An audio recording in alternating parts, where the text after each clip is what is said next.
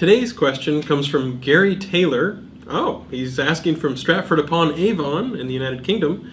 And Gary asks, how does Google handle duplicate content? And what negative effects can it have on rankings from an SEO perspective? This is a question that we hear a lot, so we figured it was worth tackling again. It's important to realize that if you look at content on the web, something like 25 or 30% of all of the web's content is duplicate content. There's man pages for Linux, all those sorts of things. So duplicate content does happen. People will quote a paragraph of a blog and then link to the blog, that sort of thing. So it's not the case that every single time there's duplicate content, it's spam. And if we made that assumption, the changes that happened as a result would end up probably hurting our search quality rather than helping our search quality. So the fact is, Google looks for duplicate content, and where we can find it, we often try to group it all together and treat it as if it's just one piece of content. So most of the time, suppose we're starting to return a set of search results, and we've got two pages that are actually kind of identical.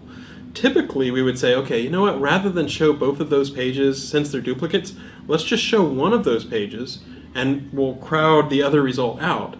And then if you get to the bottom of the search results and you really want to do an exhaustive search, you can, change the filtering so that you can say, okay, I want to see every single page, and then you'd see that other page. But for the most part, duplicate content is not really treated as spam. It's just treated as something that we need to cluster appropriately. We need to make sure that it ranks correctly, but duplicate content does happen. Now that said, it's certainly the case that if you do nothing but duplicate content and you're doing it in an abusive, deceptive, or malicious or manipulative way, we do reserve the right to take action on spam.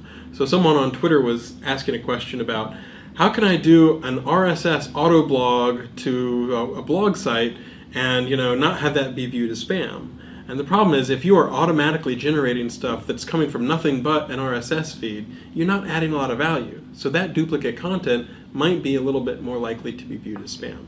But if you're just making a regular website and you're worried about whether you have something on the .com and the .co.uk, or you might have two versions of your terms and conditions, an older version and a newer version, or something like that, that sort of duplicate content happens all the time on the web. And I really wouldn't get stressed out about the notion that you might have a little bit of duplicate content. As long as you're not trying to massively copy, for every city and every state in the entire United States, show the same boilerplate text, which is, oh, no dentists found in this city either. For the most part, you should be in very good shape and not really have to worry about it.